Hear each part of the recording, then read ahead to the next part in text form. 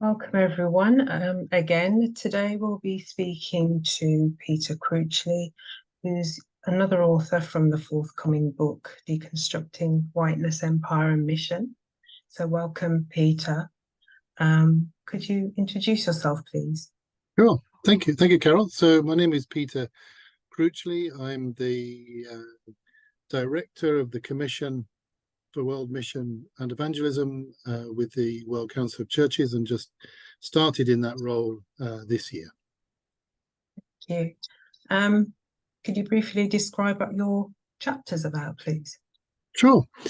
So I tried in the chapter to explore whiteness using, if you like, the three main white characters in the Bible who kind of present themselves, and then offer with a fourth, as it were, minor character in the biblical witness, a model of and for whiteness that could address its colonial past and hegemonic present. So we worked looking at Pilate's centurion, and Pilate's wife, and each of these highlight different dimensions of whiteness in its colonial, as it were, Christian form.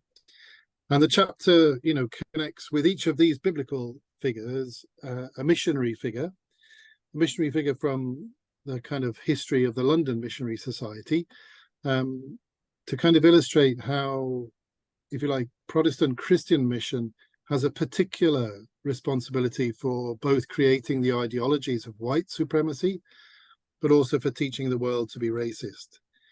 And so using some of those missionary figures who kind of over a historical period also highlight to us how white Christians modify whiteness in ways that reinscribe my privilege particularly.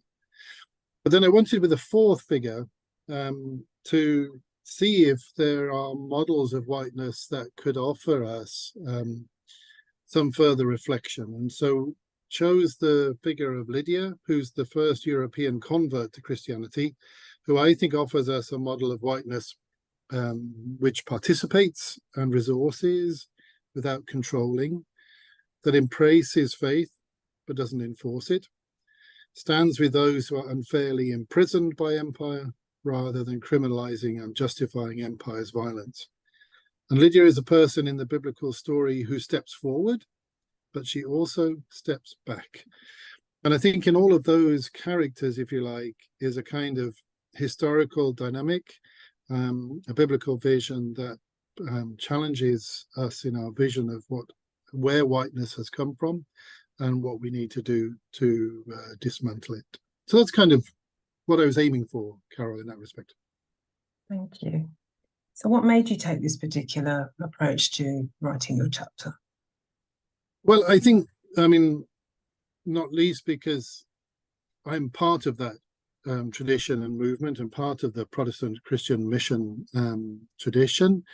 And so, wanting to highlight, speak to myself, address myself in one sense within a text, inevitably as a pastor, as a theologian, the biblical kind of dimensions always help, for me at least, to unpack the work and root the work at the same time. So these kind of things all kind of gather up into why that approach. And obviously, particularly in this period of which the chapter is written, I'm still working for the organization the London Missionary Society became.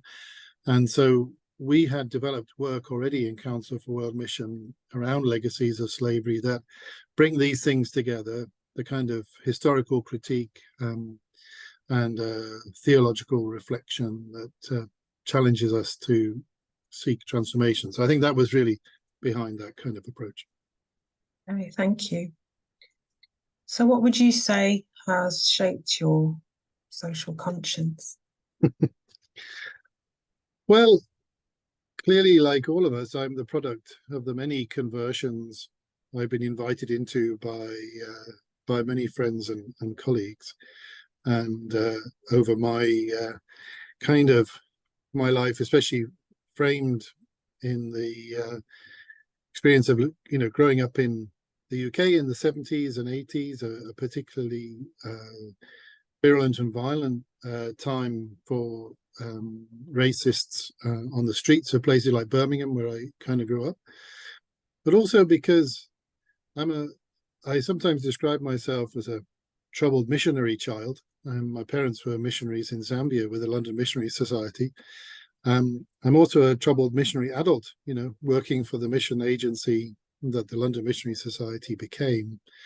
But all of these have kind of exposed me to witness from Black and other people of colour within the faith as to what transformation looks like, what it requires, especially from those to unclench, their hands are from power, and also a vision of what change can be like. But I think especially to feel that we're seeking to be part of a movement that creates transformation, that is decolonial in its perspective. And that's all something I've grown into just in this, these last few years of the legacies work, at the leadership of others. So I'm the child of many and the product of many, I think. Okay, thank you. So what do you think are the biggest challenges to the church and wider society in terms of creating frameworks for social justice? Well, I think the biggest challenge is, I guess, well, certainly I think for, let's say, for the church, is that ironically the church doesn't want to change itself. It only wants to change others. And that's been part of the kind of tragic irony of, if you like, the kind of trajectory of Christian mission in these last, 200 and 300 years, is that in many respects, the church has used mission as a way to change others.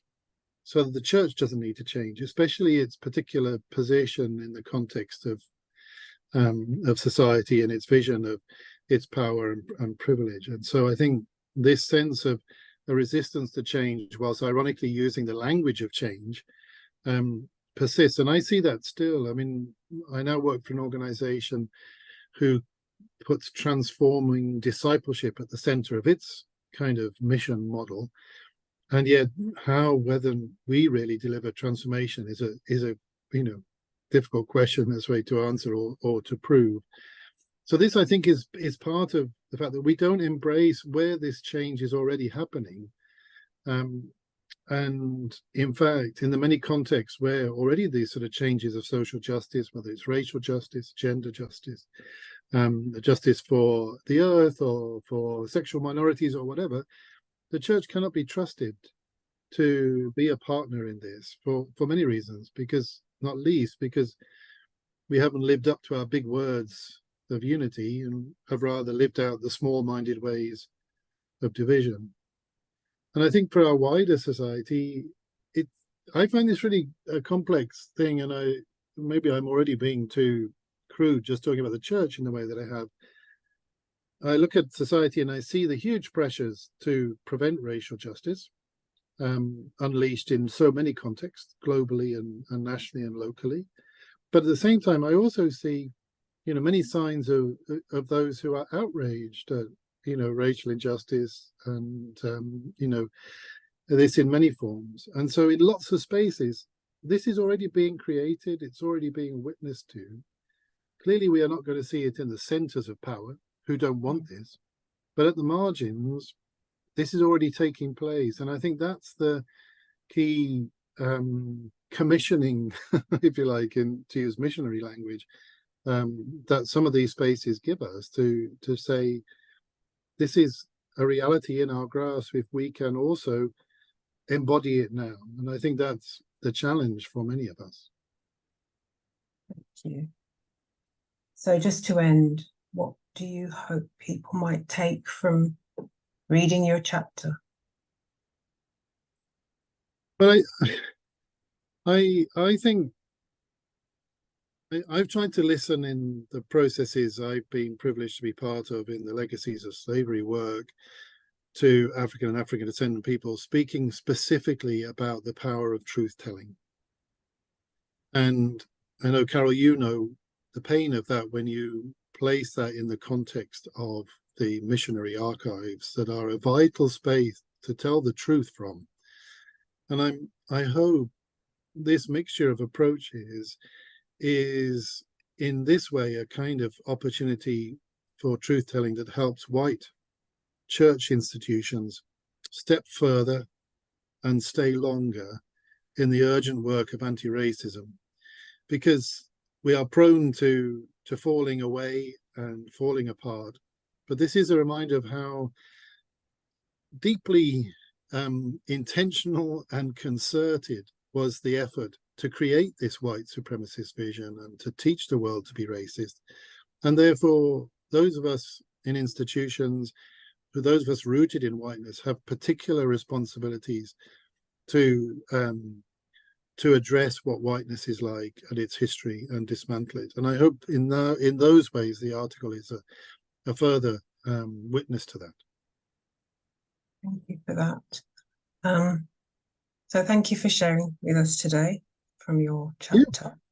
Yeah. And I'm sure that people watching will be looking forward to reading what you have to say in your chapter. So thank you. No problem, Carol. Thank you so much. Good to be with you.